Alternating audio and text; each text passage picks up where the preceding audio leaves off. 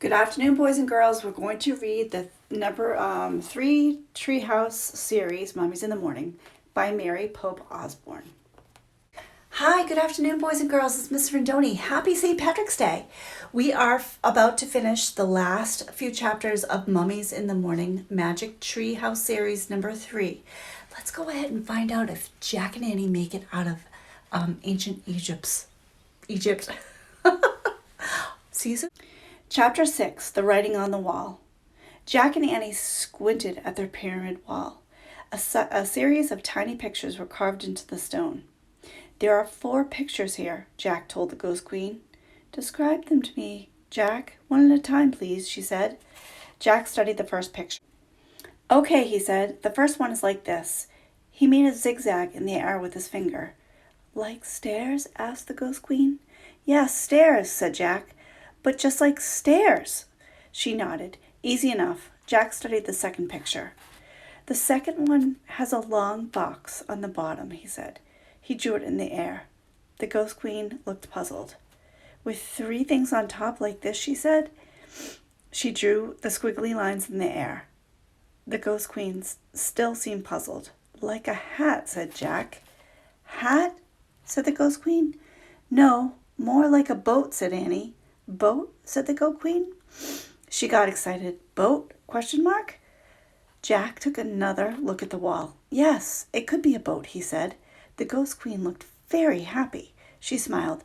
Oh, yes, of course, she said. Jack and Annie studied the next picture. The third one is like the thing that holds the flowers, said Annie. Or a thing that holds water, said Jack. Like a jug? Asked the Ghost Queen. Exactly, said Jack. Yes, a jug, said Annie. Jack and Annie studied the last picture. And the last one looks like a pole that droops, said Annie. Like a curved stick, said Jack, but one that is shorter than the other. The Ghost Queen looked puzzled once again. Wait, said Jack. I'll draw it in my notebook. Big, so you can see it. Jack put the scepter down and got out his pencil. He drew the hieroglyphic. A folded cloth, said the Ghost Queen. Well, not really, said Jack. He studied his drawing. But that is the hieroglyphic for a folded cloth, said the Ghost Queen. Well, okay, said Jack. He looked at the 4th hieroglyphic again. He still couldn't see the folded cloth, unless it was like a towel hanging over the bathroom rod. So that's all of them, said Annie. She pointed at each picture. Stairs, boat, jug, folded cloth. Jack wrote the words down in his notebook. So what does the message mean? He asked the Ghost Queen. Come, she said. She held out her hand. Come to my burial chambers, and she floated away. Let's move on to chapter 7, my friends, and this chapter is called The Scroll. Jack put the scepter and his notebook and the pencil back into his backpack. He and Annie followed the Ghost Queen deeper into the pyramid until they came into some stairs. The stairs, Jack and Annie. The Ghost Queen floated up the stairs. Jack and Annie followed. The Ghost Queen floated right through a wooden door. Jack and Annie pushed on the door. It opened slowly. They stepped into a cold, drafty room. The Ghost Queen was nowhere in sight. Dim, torchlit lit up room. It had a very high ceiling. On one side, it was a pile of table chairs and musical instruments. On the other side of the room was a small wooden box. The boat, said Jack. What's it doing in the middle of Queen Hepti's pyramid? Asked Annie. Maybe it's supposed to carry her to the next life, said Jack. He and Annie went over to the boat. They looked inside it. The boat was filled with many things. Gold plates, painted cups, jewelry, goblets, woven baskets, jewelry with blue stones, small wooden statues. Look, said Jack. He reached into the boat and lifted out a clay jug. The jug, said Annie. Jack looked inside the jug. Something's in here, he said. What is it? Asked Annie.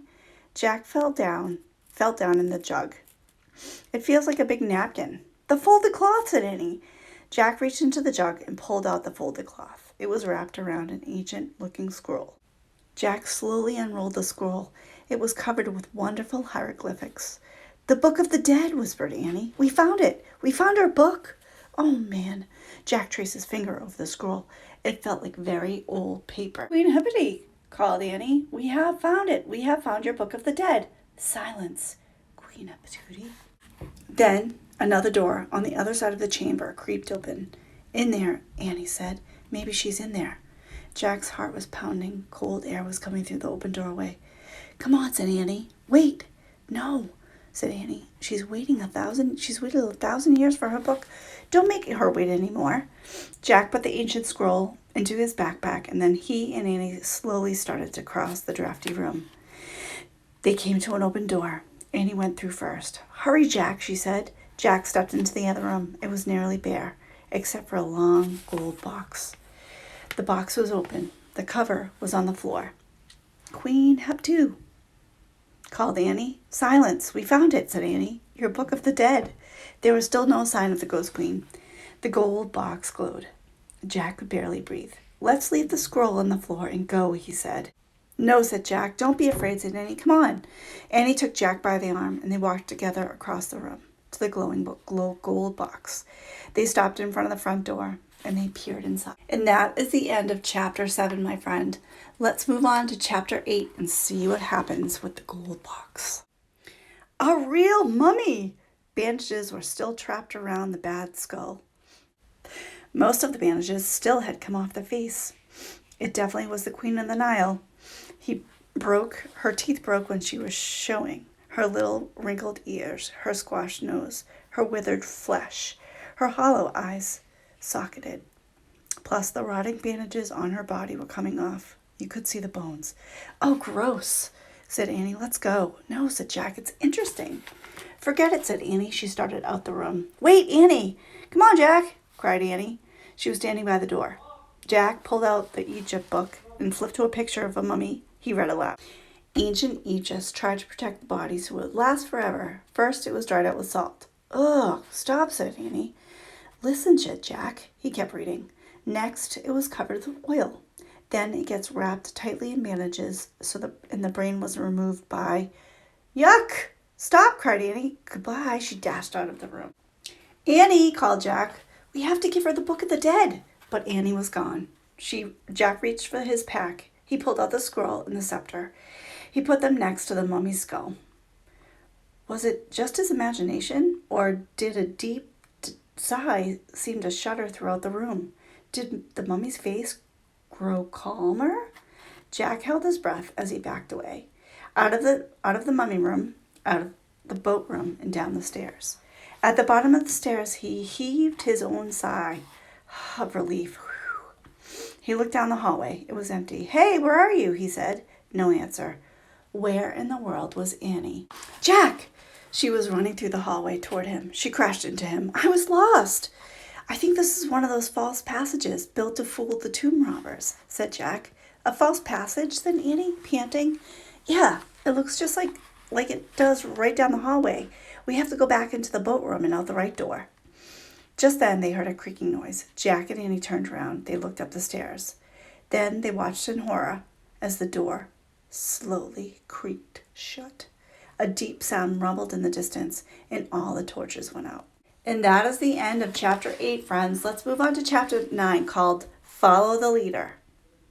It was pitch dark. What happened? Said Annie. I don't know. Something weird, said Jack. We have to get out of here fast. Push against the door.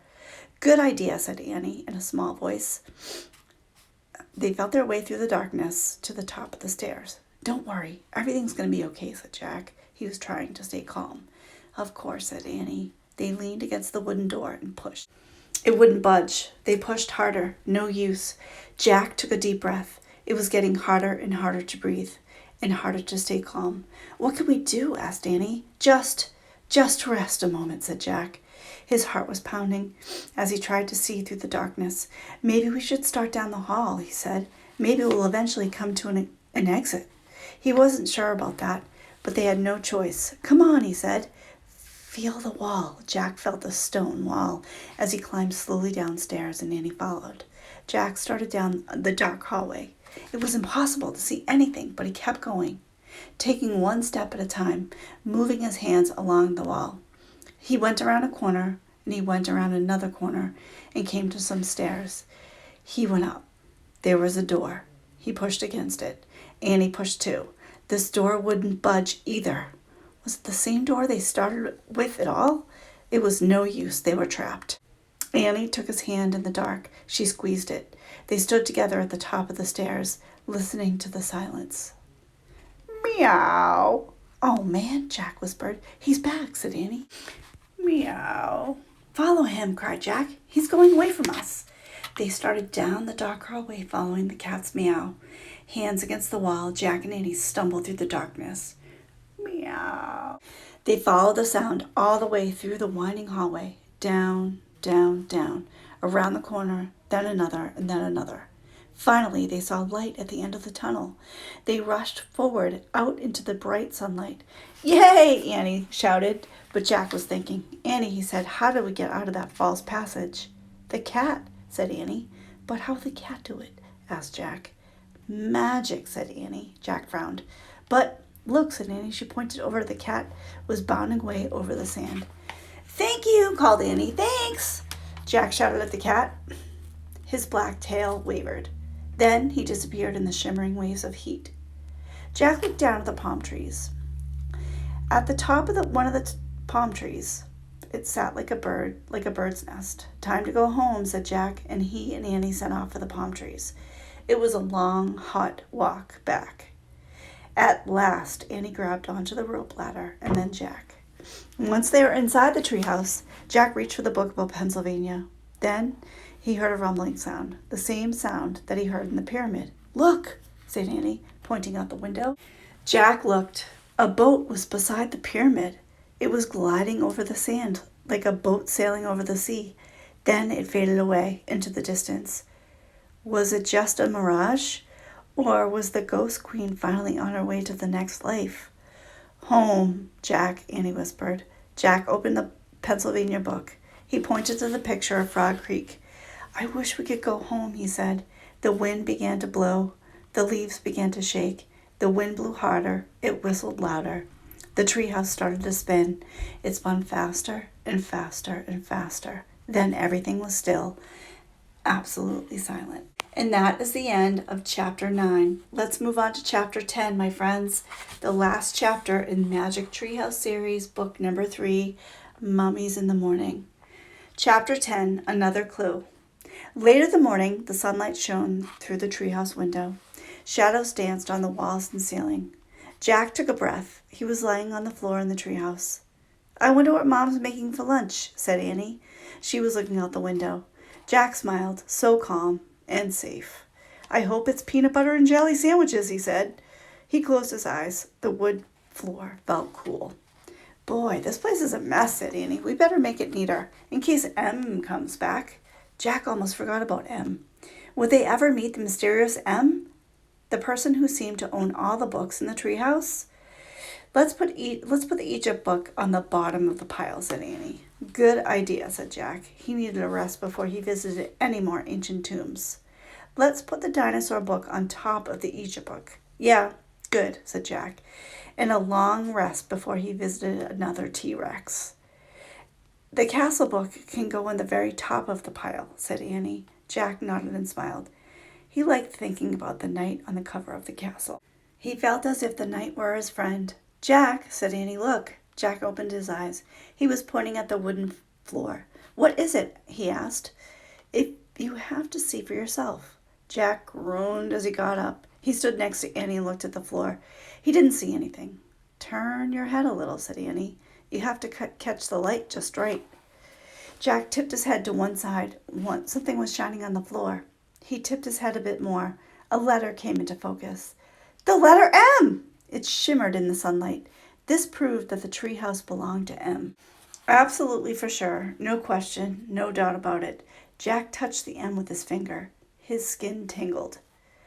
Just then, leaves trembled. The wind picked up. Let's go down now, he said. Jack grabbed his backpack, and he and Annie climbed down the ladder. As soon as they stood on the ground below the treehouse, Jack heard a sound in the bushes. Who's there? He called. The woods grew still. I'm going to bring my medallion back soon, said Jack loudly. And the bookmark, too, both of them, tomorrow. Who are you talking to? Asked Annie. I feel like M is nearby, Jack whispered. Annie's eyes grew wide. Should we look for him? But just then their mother's voice came from the distance.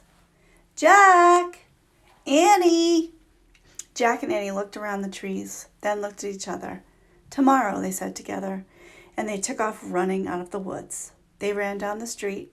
They ran across their yard. They ran into the house. They ran into the kitchen, and they ran right into their mom's arms. She was making peanut butter and jelly sandwiches. And that is the end of Mummies in the Morning, Magic Treehouse number 3, my friends. I hope you enjoyed the story. Have a great day.